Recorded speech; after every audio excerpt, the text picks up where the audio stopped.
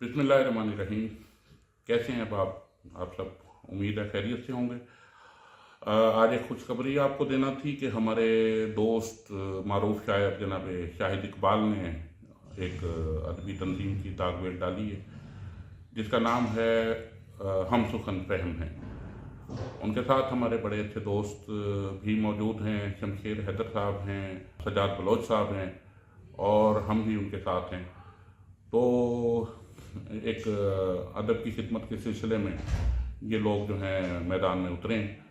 अल्लाह ताला इनको कामयाबी दे। हम इनके लिए दुआ गो भी हैं और इनके साथ भी जुड़े हुए हैं।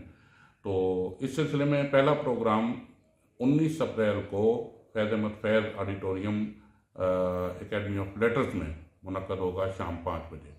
आप सब लोगों को दावत है, तशरीफ़ लाएँ और इन लोगों का हौसला बढ़ाएं, इन लोगों का मान बढ़ाएं ताकि लोग आपकी आशीर्वाद से अदब की खिदमत कर सकें।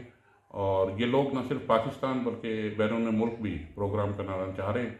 तो अल्लाह ताला इनको कामयाबी दे।